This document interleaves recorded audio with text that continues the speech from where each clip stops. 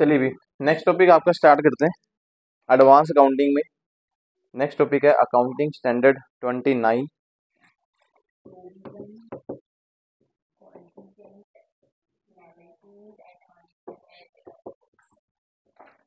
Contingent liability and contingent asset. सबसे पहले तो बात करते हैं, बहुत है सारे टॉपिक सिंपल हैं। ये जो अकाउंटिंग स्टैंडर्ड 29 बनाया गया गवर्नमेंट ऑफ इंडिया ने 2016 में इस एक्ट को नोटिफाइड में मीन्स नोटिफाइड किया। मान लीजिए ये एक्ट तो पहले से ही बना हुआ है, 16 में इसमें अमेंडमेंट की गई है, आपके पास दिया भी गया है। हम लोग बैलेंस शीट जब भी बनाते हैं, आपने मे भी बैलेंस शीट में सुना होगा कि हम लोग प्रोविजंस कौन बनाते हैं। देखा ना कभी, provision for सन्डी debtors, provision for creditors, में भी शायद सुना हो। इस एक्ट में चेंजेस करके गवर्नमेंट ने सेटअप किया कि आप लोग जो प्रोविजंस बनाते हैं, ऐसा नहीं होना चाहिए कि हर एक चीज की प्रोविजन बना दें। पहले तो वो चीजें क्लियर होनी चाहिए भी प्रोविजन बननी चाहिए या नहीं बननी चाहिए। इसी चीज पे उन्होंने बनाया। अगर आपको पता कॉन्टीजेंट मीनिंग भी समझ लीजिए। कॉन्टीजेंट क्या होता है? जो फ्यूचर में जब पास्ट के अकॉर्डिंग हमें सेट करना होता है। वैसे तो फ्यूचर ही होता है, जो चीज अनसर्टेन है भी आगे होगी या नहीं होगी उसको कॉन्टीजेंट बोलते हैं। जैसे एग्जांपल मैं बोलूँ कि आपने इंश्योरेंस करवा ली, फायर इंश्योरेंस। फायर इंश्योरेंस में क्या होता है कि 1 साल के लिए करवा देगी, अगर 1 साल में कंपनी में आग लगेगी तो आपको मुआवजा मिलेगा। हो सकता है कि वो हो चाहे ना हो, उसको कॉन्टीजेंट बोलते हैं। इस टॉपिक में यही चीज क्लियर नहीं है। कहते हैं भी आप प्रोविजन बनाएंगे तो आपके पास वो क्लियर पॉइंट होने चाहिए कि किसी भी चीज की, किसी एसेट की या लायबिलिटी की आप प्रोविजन बनवा रहे हो तो बननी चाहिए, नहीं बननी चाहिए। नहीं तो उनको कॉन्टीजेंट लायबिलिटी और कॉन्टीजेंट एसेट में ही शो करो। सबसे पहले तो हम लोग स्टार्ट करते हैं भी प्रोविजन क्या होता है। कोई बंदा बता दे। ये टॉपिक बहुत सिंपल है, इजीली बेस पे समझ सकते हैं हम लोग। प्रोविजन कुछ पता है? प्रोविजन क्या होती है? लायबिलिटी की होती है।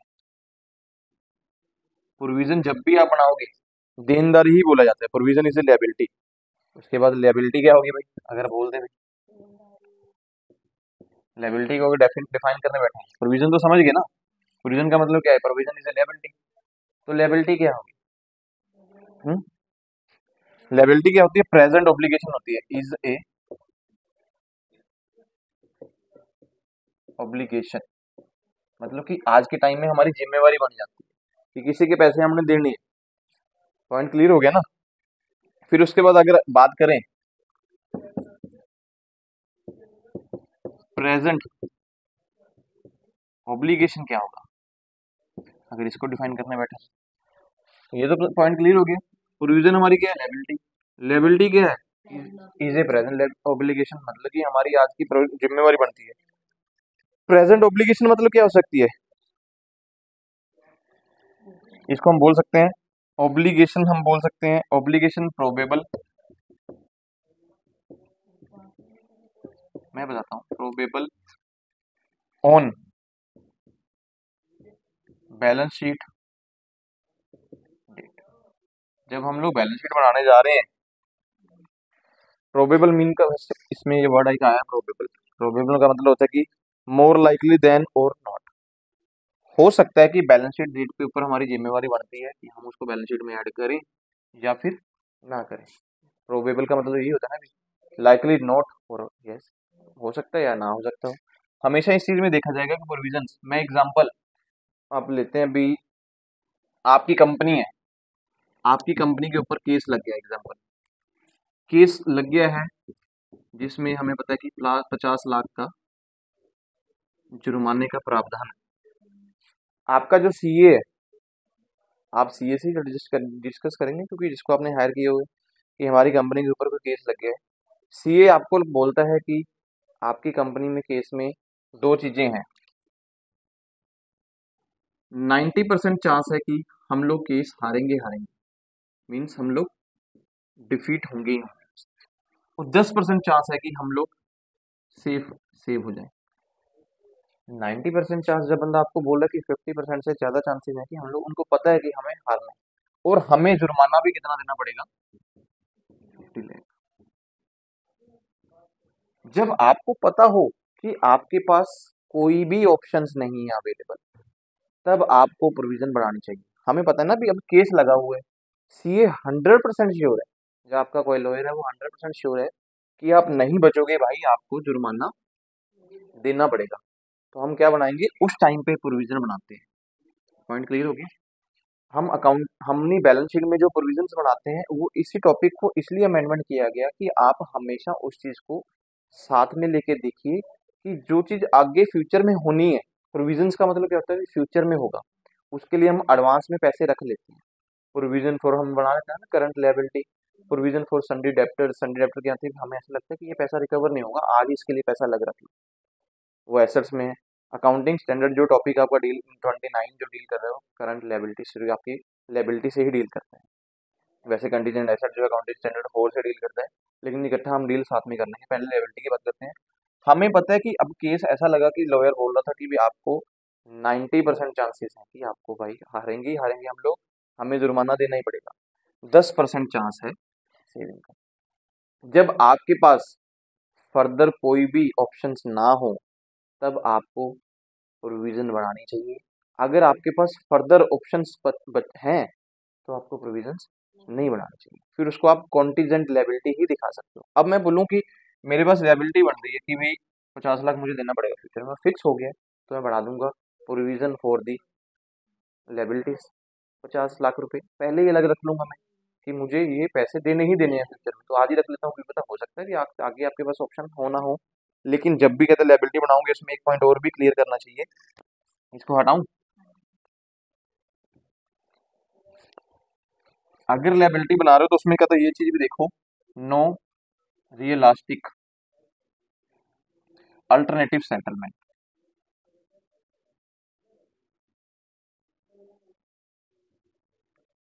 जब भी प्रोविजन बनाने जा रहे हो, कॉन्टीजेंट लायबिलिटी का मतलब है कि हम कोई लायबिलिटी है जो फ्यूचर में पे करेंगे, है ना, ये पॉइंट तो क्लियर हो गया। कॉन्टीजेंट एसेट है जो फ्यूचर में हमारे पास एसेट बन जाएगी, इसको जब पास्ट के अकॉर्डिंग हम देख सकते हैं। हम जब भी देखने जा रहे हैं प्रोविजन बनाना चाहते हो, आपके पास फोर्थ पॉइंट मैंने बोला कि प्रोविजन, फिर उसके बाद बना लायबिलिटी, लायबिलिटी के बाद बोला मैंने कि प्रोबेबिलिटी प्रोबेबल। तो ये सभी पॉइंट में चौथा पॉइंट आता है non no realistic alternative settlement. जब आपको लगता हो कि आगे रियलिस्टिक सेटलमेंट नहीं हो सकता तब आप प्रोविजन बनाएं। अगर किसी भी केस में नो रियलिस्टिक सेटलमेंट का मतलब कि देयर दी ऑब्लिगेशन इवेंट ही होता है, एग्जांपल बोल सकते हैं, इसको नाम से समझ लो, नो रियलिस्टिक अल्टरनेटिव सेटलमेंट। मेरा केस लग गया, मेरे इस केस में मेरा सीए बोल रहा है कि आपके केस में कुछ भी सेटलमेंट नहीं है, 90% पता है केस हार रहे हैं, 50 लाख देना ही पड़ेगा, तो हम प्रोविजन बना लेंगे 50 लाख की। पॉइंट क्लियर जी, क्यों सेटलमेंट नहीं है। अगर यहीं पर आपका लॉयर बोल दे कि 90% चांस है केस हम डिफीट होंगे ही होंगे, 10% सेव है, लेकिन अगर वो बोलता है कि रियलिस्टिक सेटलमेंट हो सकता है अगर इस केस को हम बाहर रफा दफा कर दें, मतलब मेरा आपके साथ केस लगा था, आप कॉम्प्रोमाइज करने के लिए रेडी हो, कॉम्प्रोमाइज हमारा हो सकता है 10 लाख में। अगर मैं हम कोर्ट में जा रहे हैं, आपकी भी कॉस्ट पड़ रही है, मेरी भी कॉस्ट लग रही है, लेकिन अगर हम बाहर सेटलमेंट कर रहे हैं, 10 लाख में एडजस्टमेंट हो रही है, 10 लाख देके केस खत्म करवाते हैं, आप केस बंद करो मैं भी करता हूँ। अगर सीए आपको ऑप्शन दे रहे हैं 10 लाख की, तो आप क्या करेंगे, प्रोविजन 50 लाख की नहीं डालेंगे, कितने की डालेंगे, 10। अगर आपको लगता था कि ये सेटलमेंट है ही नहीं, केस रफा दफा नहीं हो सकता, तो आप प्रोविजन कितने की डालते हैं, 50 लाख की।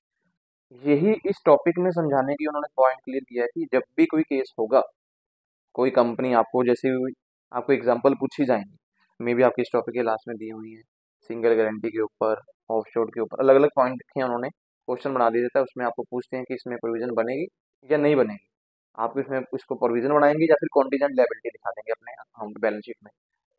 कुछ लोग जो है हर जगह का प्रोविजन नहीं बना देते हैं, कहता प्रोविजन हर चीज का नहीं बन सकता। जब आपको लगे कि कोई भी रियलिस्टिक सेटलमेंट अवेलेबल नहीं है, मतलब आप कुछ भी एडजस्ट नहीं कर सकते हैं, तो प्रोविजन बना दीजिए।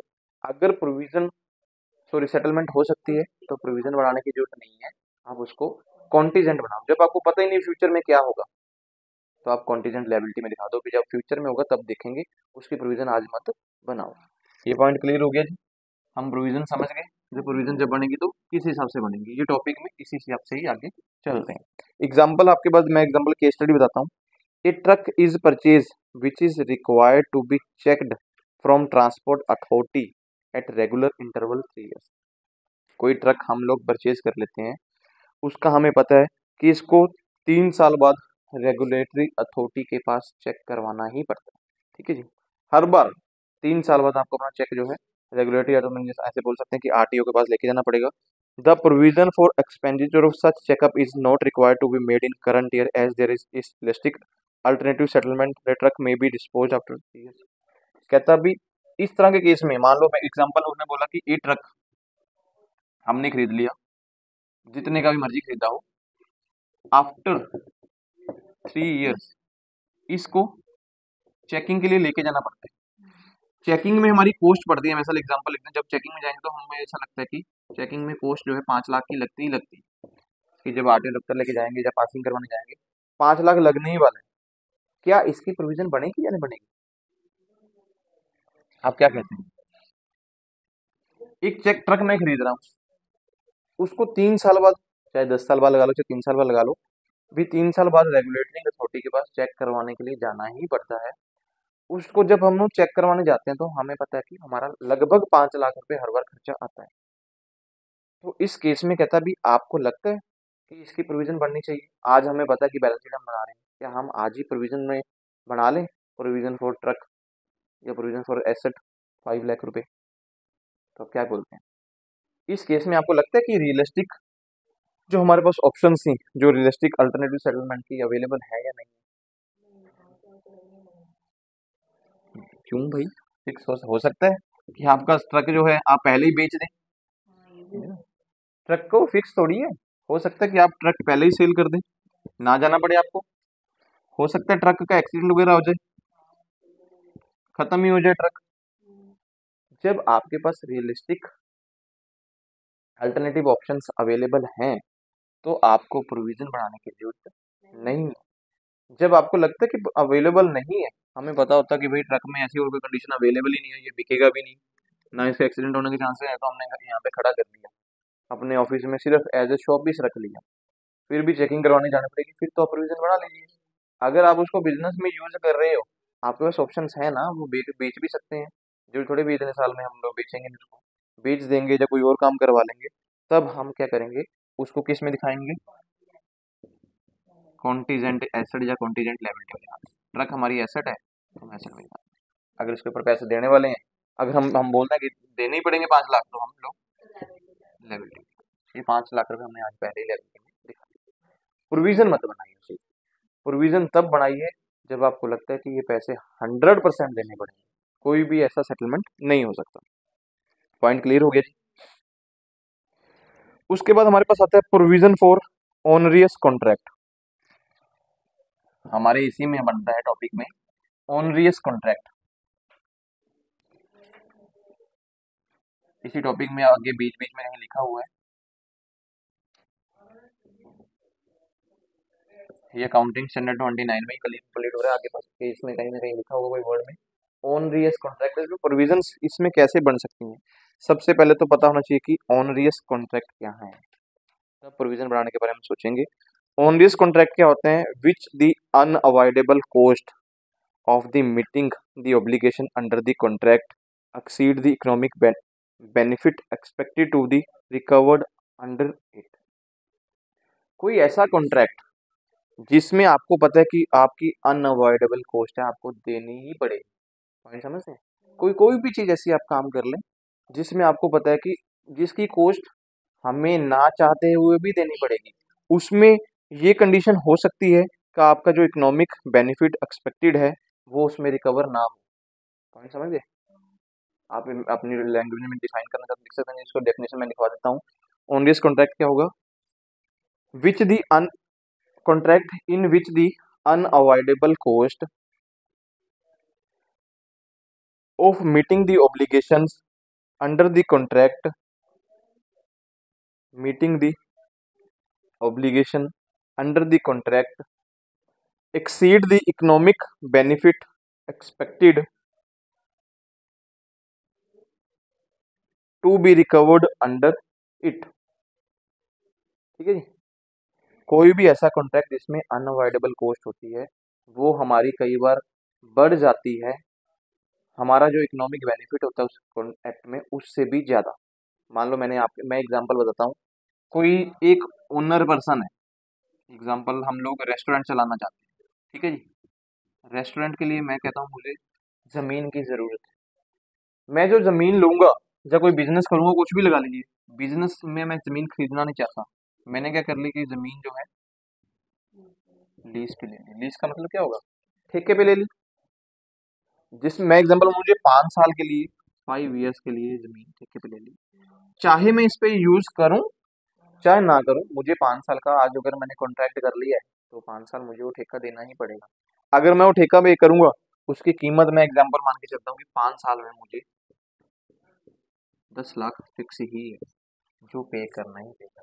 बाई द वे ऐसी कंडीशन आ जाए, आप कुछ भी बना लीजिए, कंडीशन ऐसी आ जाए, आपने जमीन ले ली, रेस्टोरेंट ओपन कर दिया, बिजनेस सेटअप कर दिया, बहुत सारी इन्वेस्टमेंट भी आपने कर दी, 10 लाख आपको ठेका देना ही देना है, जो इन्वेस्टमेंट आपने की है वो भी आपकी कॉस्ट लग गई।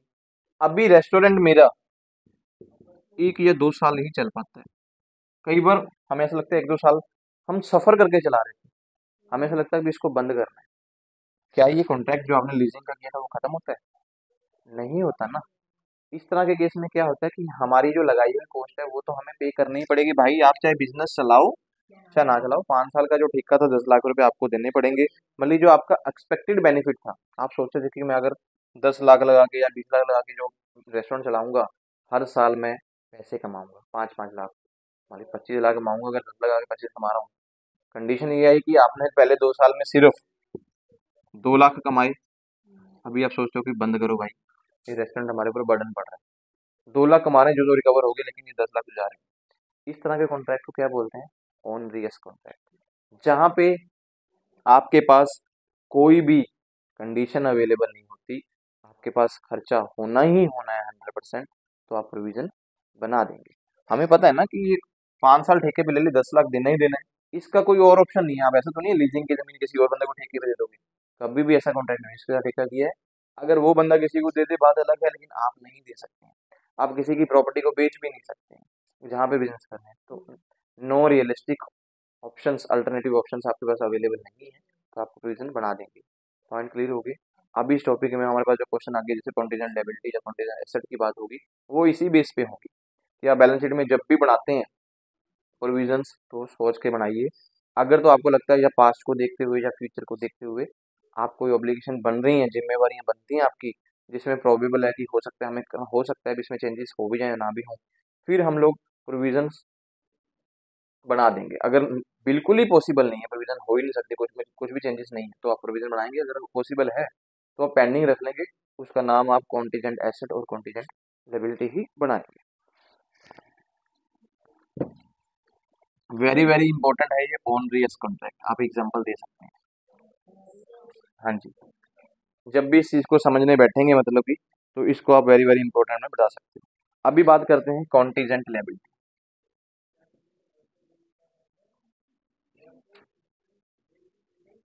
प्रोविजन आपका उसमें टॉपिक में क्लियर हो गया, प्रोविजंस में ही लायबिलिटी से ही प्रोविजंस बनती हैं। कॉन्टीजेंट लायबिलिटी क्या होती है? फॉर एग्जांपल, एग्जांपल में पॉसिबल ऑब्लिगेशन।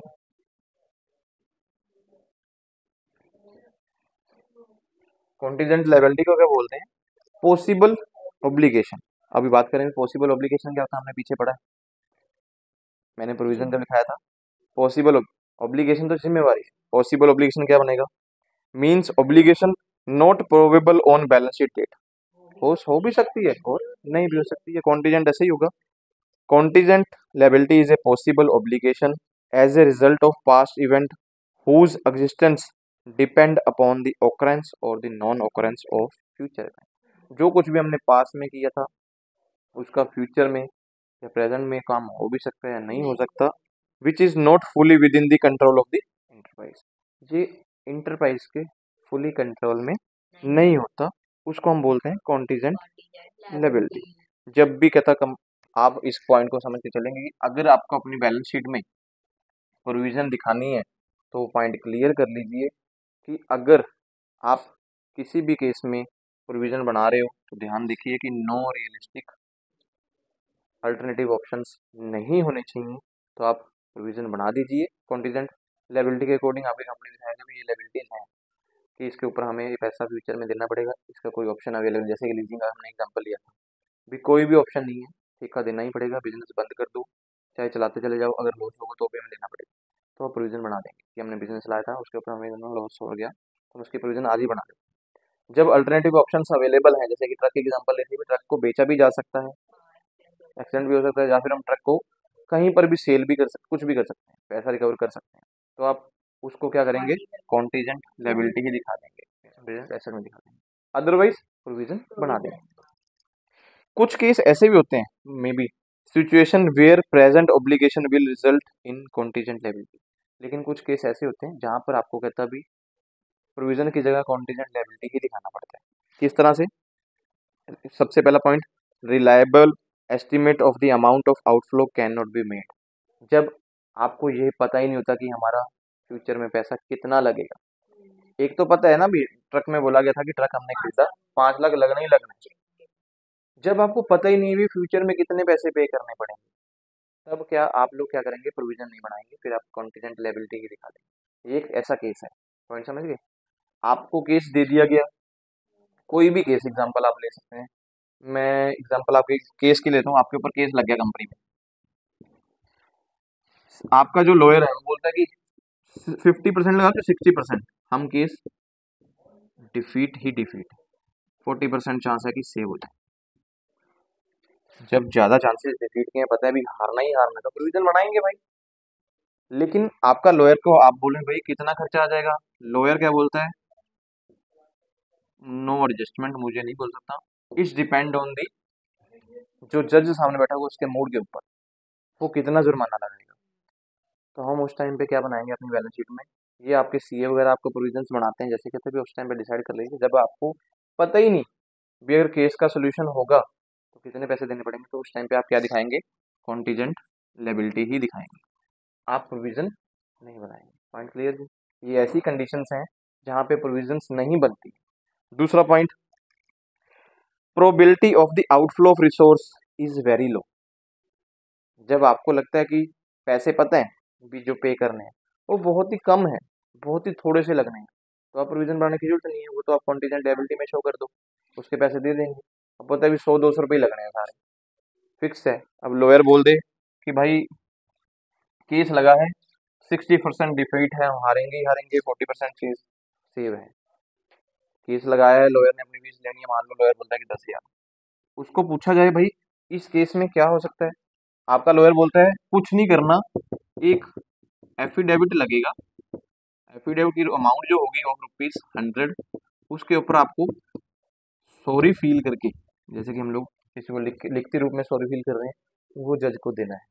इस केस में आपका और कुछ भी नहीं होने वाला, जो मेरी फीस आपने वो पे करनी है, 100 रुपये का स्टाम्प है, 100 रुपये लिखते रूप में बंदा ले लेगा, आपका केस ऐसे ही खत्म हो जाएगा।